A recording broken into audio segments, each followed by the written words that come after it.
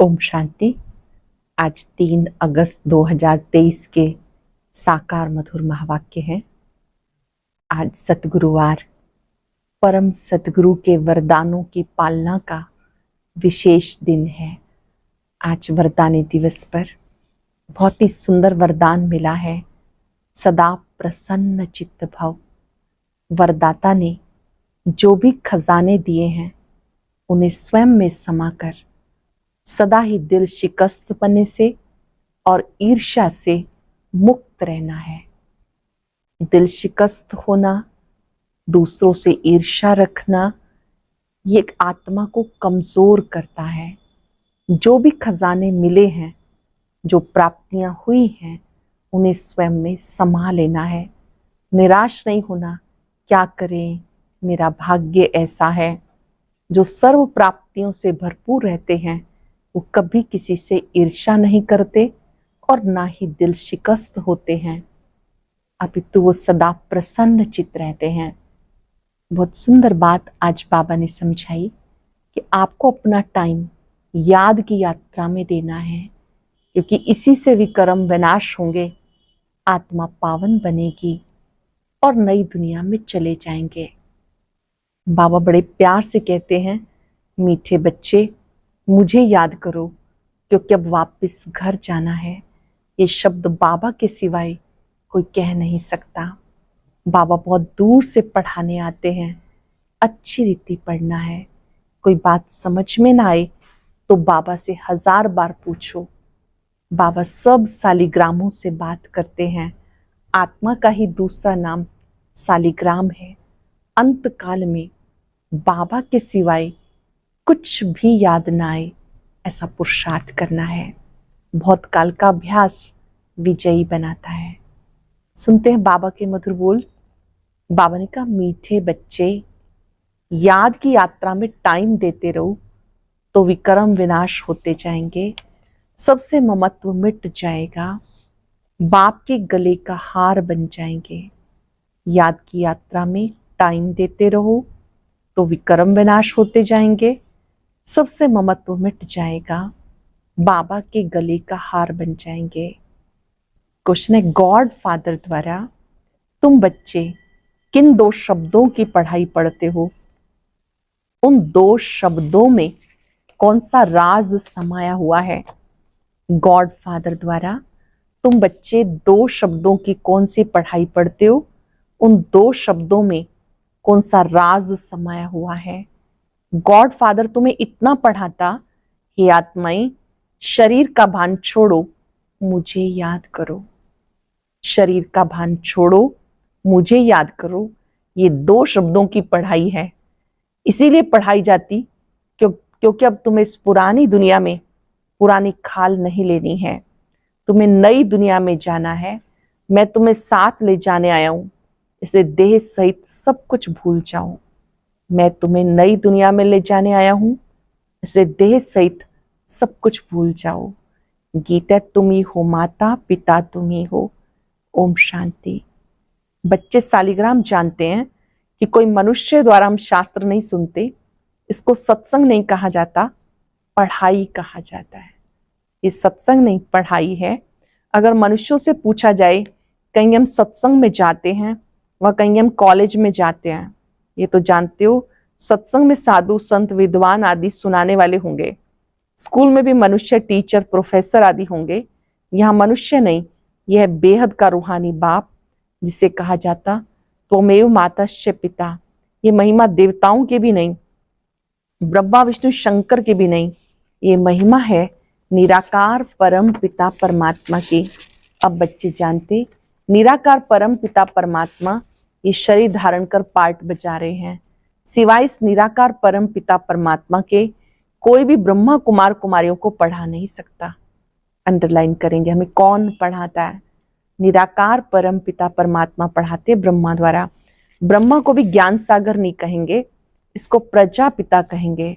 ज्ञान सागर एक निराकार परम पिता परमात्मा है, वही पतितों को पावन बनाने वाला है, क्योंकि ज्ञान सागर से ही सदगति होती है। यह है नई बात।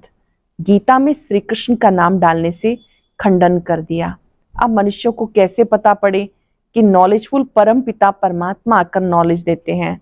ये मनुष्य भूल जाते हैं। ऐसे नहीं कि शास्त्रादि द्वापर के आदि में बनते हैं, नहीं समझाया जाता। पहले बाप का चित्र, मंदिर आदि बनते हैं जिससे भक्ति शुरू होती है। सबसे पहले द्वापर में शिवलिंग की पूजा होती है, मंदिर आदि बनते हैं। भक्ति भी बहुत समय परमात्मा की होनी चाहिए, क्योंकि ऊंचते ऊंच वो है, उनकी पूजा पहले शुरू होती।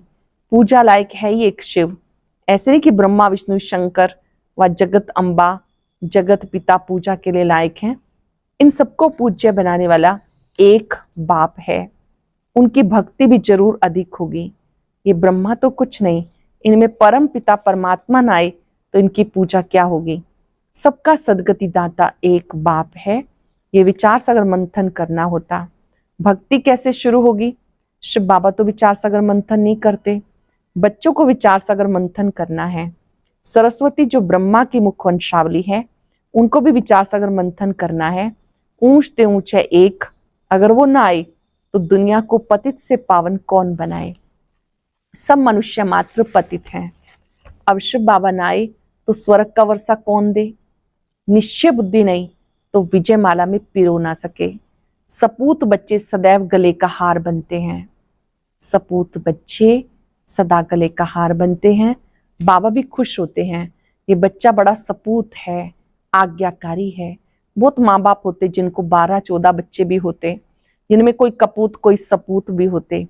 पतित पावन बाप के सिवाय पतितों का उद्धार कोई कर ना सके। तुम जानते हो गंगा नदी पर भी गंगा का मंदिर है, तो समझाना चाहिए ये गंगा फिर कौन है?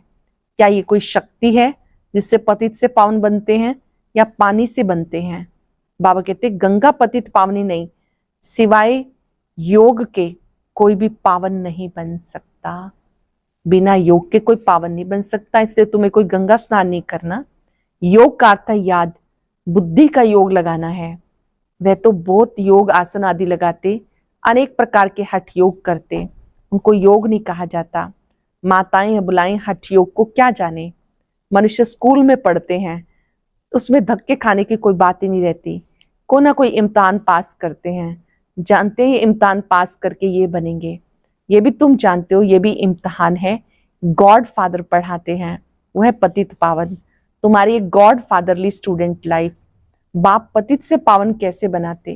कहते हे आत्माएं, इस शरीर का भान छोड़ो, पुराने शरीर को छोड़ना है। हे आत्माएं, शरीर का भान छोड़ो, पुराने शरीर को छोड़ना है। पहले पहले तुम्हारा शरीर गोरा था, अब आयरन एज्ड हो गया।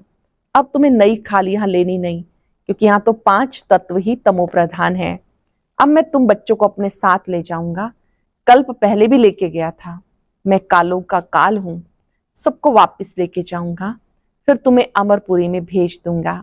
यह मृत्यु लोक, चीची दुनिया, इसलिए संगम युग को 100 वर्ष चाहिए।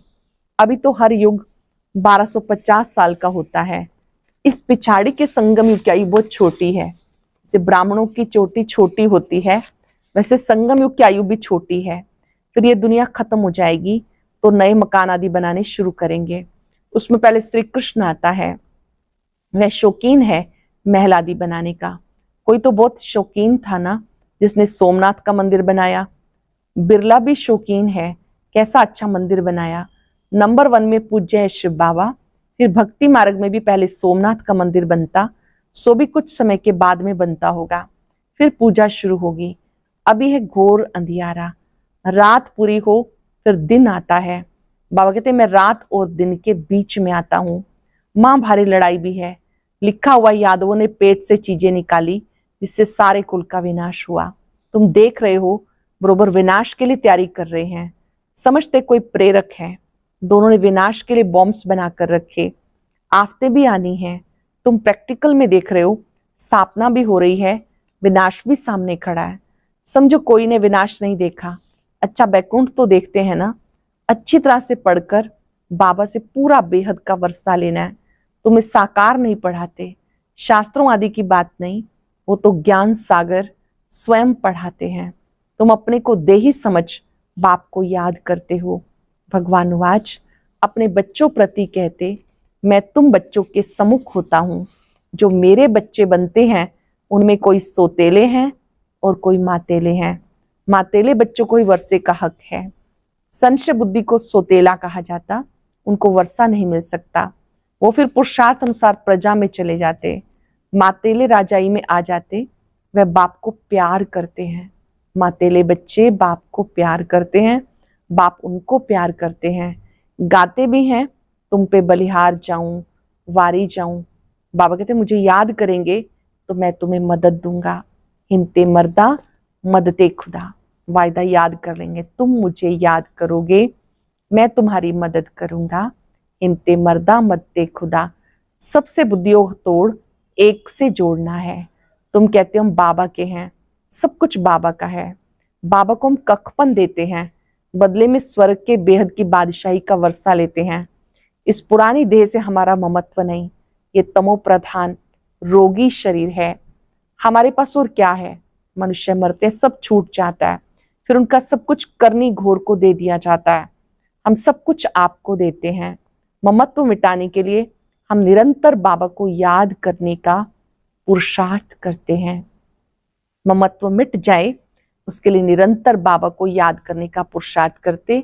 माया फिर विघन डालती है, इसलिए धीरे धीरे जितना मेरी याद में टाइम देते रहेंगे विक्रम विनाश होंगे, वही मेरे गले का हार बनेंगे। कितना सहज समझाते बाप, समझाते ये रथ भी ड्रामानुसार मेरा मुकर्रर किया हुआ है और किसी में मैं आ भी नहीं सकता हूं। तुम भी कहते हो बाबा कल्प पहले भी हम आपसे इसी मकान में इसी ड्रेस में मिले थे, आपसे वर्षा लिया था। कितना सहज है। बाबा कहते सिर्फ मुझे याद करो और किसी की तरफ बुद्धि ना जाए। याद रखना अंत काल जो पुत्र सिमरे, अगर किसी और को याद किया तो फिर वहां जन्म लेना पड़ेगा। कहीं भी ममत्व नहीं रखना। अंत काल जो स्त्री सिमरे, बाबा आते हैं पतितों को पावन बनाने, उनकी कितनी महिमा करते हैं। एक ओंकार, उनका एक ही नाम है, उनको दूसरा शरीर मिलता ही नहीं जो नाम बदली हो। तुम तो 84 जन्म लेते हो, नाम भी 84 पढ़ते हैं। बाबा की महिमा गाते हैं, निर्भय निर्वैर अकाल मूरत। वही कालों का काल है, उन्हें काल नहीं खाता। मैं सभी को मुक्ति धाम लेके जाऊंगा। निर्वैर, मेरा कोई से वैर नहीं। अकाल मूरत, अजोनी, मैं जन्म पुनर्जन्म में नहीं आता। उनकी कितनी महिमा गाते हैं, दुख हरता सुख करता। कलयुग के दुख हरते हैं, सतयुग के सुख देते हैं। बच्चे जानते भारत में सतयुग में जीवन मुक्ति थी, बाकी सब आत्माएं शांति धाम में थी। याद पड़ता है ना? तो जरूर बाप जब संगम पर आए तब सबको शांति धाम ले जाए, तुम्हें फिर सुख धाम भेज दे। कितनी सहज बात है। परंतु माया ऐसी है, यहां से बाहर गया सब भूल जाएंगे। माया कैसी है? यहाँ पर याद करेंगे, बाहर सब भूल जाएंगे। जैसे गर्भ जेल में धर्मराज के द्वारा तुम्हें सजा दिलाता हूँ, त्राही त्राही करते हैं, हम माफी मांगते हैं, फिर ऐसे पाप नहीं करेंगे। बाहर निकलने से पाप करने लग जाते। यह माया का राज्य है। सतयुग त्रेता में माया होती नहीं, वहां तो सुख ही सुख रहता। अभी तुम पढ़ रहे हो, इसमें घर बार छोड़ने की बात नहीं। अभी आप पढ़ाई पढ़ रहे हो, घर बार छोड़ने की बात नहीं। बाबा कहते देह सहित सब भूल जाओ, तुम्हारा ये बेहद का सन्यास है। उन सन्यासियों का हद का सन्यास, जंगल में जाकर फिर लौट आते हैं शहर में, नाम कितने बड़े बड़े रखवाते हैं। बाबा कहते मैं कितना सहज समझाता हूँ। बुढ़ियाई कितनी है, कहती है हमें धारणा नहीं होती। अच्छा ये तो जानती हो कि परमात्मा पढ़ाते हैं। बूढ़ी बूढ़ी माताओं से बाबा बात करते हैं, अच्छा ये तो जानती हो ना परमात्मा पढ़ाते हैं। वो कहते हैं सिर्फ मुझे याद करो, इसमें कोई तकलीफ नहीं। अब हमने 84 का चक्र पूरा किया, ये हुआ स्वदर्शन चक्र। आत्मा को चक्र का दर्शन होता, यानी निरोगी काया बनती। चक्र को जानने से तुम ऊंच पद पाएंगे। इसलिए बाबा कहते स्वदर्शन चक्रधारी बनो, चक्र को जानने से ऊंच पद पाएंगे। इसलिए बाबा कहते स्वदर्शन चक्रधारी बनो। कितना सहज समझाते, सहज याद, सृष्टि चक्र और कोई तकलीफ नहीं, ये सच्ची कमाई है। सहज याद, सहज सृष्टि चक्र और कोई तकलीफ नहीं, ये सच्ची कमाई है। बाकी धन माल सब खत्म हो जाना है, सब छूट जाता है। सागर को उथल खानी है, नेचुरल कैलेमिटीज भी आनी है, भारत सच खंड था और कोई भी खंड नहीं था। भारत है शिव बाबा की जन्मभूमि, बड़े से बड़ा तीर्थ। भारत में ही सोमनाथ का मंदिर कितना अच्छा बना हुआ है, अब तो ढेर के ढेर बनते। बाबा कहते इस समय शादी पूरी बर्बादी है, शिव बाबा से सगाई पूरी आबादी है। शिव बाबा साजन भी है, स्वर्ग में भेज देते। तुम यहाँ आए हो, जानते हो हम यहाँ बरोबर नर से नारायण, नारी से लक्ष्मी बनेंगे। ऐसे नहीं कि पुरुष आकर पुरुष ही बनेंगे, बदलते रहते, कोई चोला पुरुष का, कोई स्त्री का। फिर सतयुग से त्रेता कैसे बनता वो भी समझाया गया। अब तुम बच्चों को नॉलेजफुल गॉड फादर पढ़ाते हैं। मनुष्य तो फादर टीचर सतगुरु हो ना सके, फादर और टीचर हो सकते हैं, गुरु हो नहीं सकते, सो भी वो जिस्मानी विद्या। ये बाबा तो एकदम स्वर्ग का मालिक बनाते। कोई भी बात न समझो तो 1000 बार पूछो, कोई बात ना समझो तो बाबा से 1000 बार पूछो, लेकिन बाबा से अच्छी रीति समझकर फिर अपने जीवन में धारण करना है। अच्छा, मीठे मीठे सिक्के लदे बच्चों प्रति माता पिता बाप दादा का याद प्यार गुड मॉर्निंग। रूहानी बाप की रूहानी बच्चों को नमस्ते। रूहानी बच्चों की रूहानी बाप दादा को याद प्यार नमस्ते, गुड मॉर्निंग, शुक्रिया बाबा, शुक्रिया। धारणा के लिए सार। सपूत आज्ञाकारी बन विजय माला में पिरोना है। बाबा को अपना कख पंदे बलिहार हो, सबसे ममत्व मिटा देना है। अंतकाल में बाप की याद रहे, उसके लिए सबसे बुद्धियोग तोड़ निरंतर बाप की याद में रहने का पुरुषार्थ करना है। अंतकाल में एक बाबा याद रहे, उसके लिए सबसे बुद्धियोग तोड़ निरंतर बाप की याद में रहने का पुरुषार्थ करना है। वरदान है, सर्व खजानों को स्वयं में समाकर दिल शिकस्तपन व ईर्ष्या से मुक्त रहने वाले सदा प्रसन्न चित्त भव। सर्व खजानों को स्वयं में समाकर दिल शिकस्तपन व ईर्ष्या से मुक्त रहने वाले सदा प्रसन्न चित्त भव। बाप दादा ने सब बच्चों को समान रूप से सब खजाने दिए, लेकिन कोई इन प्राप्तियों को स्वयं में समा नहीं सकते। वह समय पर कार्य में लगाना नहीं आता तो सफलता दिखाई नहीं देती, फिर स्वयं स्वयं से दिल शिकस्त हो जाते हैं। सोचते शायद मेरा भाग्य ही ऐसा है। उन्हें फिर दूसरों की विशेषता व भाग्य को देख ईर्ष्या उत्पन्न होती है। ऐसे दिल शिकस्त होने व ईर्ष्या करने वाले कभी प्रसन्न नहीं रह सकते। दिल शिकस्त होने वाले, ईर्ष्या करने वाले कभी प्रसन्न नहीं रह सकते।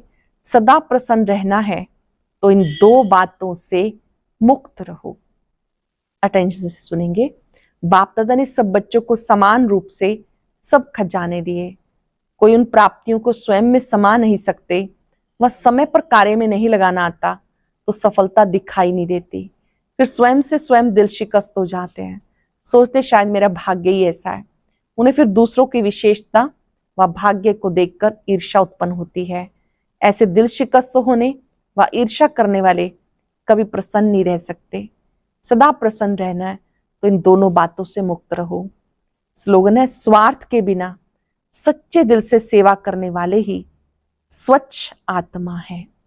स्वार्थ के बिना सच्चे दिल से सेवा करने वाले ही स्वच्छ आत्मा है।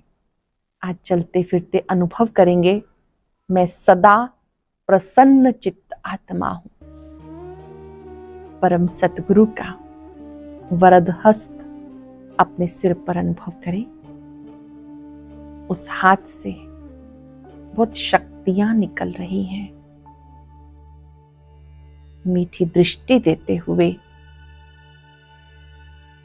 बाबा ने वरदान दिया है, सदा प्रसन्न चित्त भाव।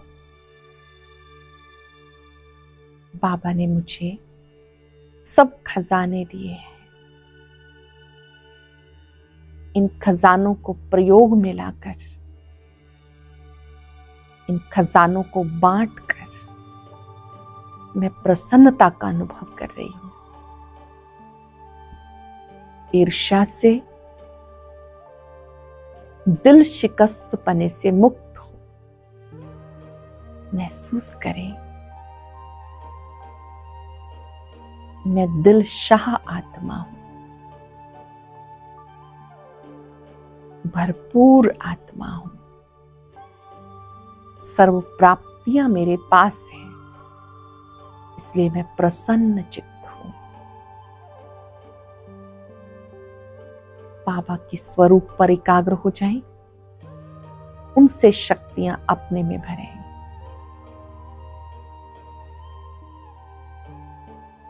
मैं सदा प्रसन्न चित्त हूं। ओम शांति शांति।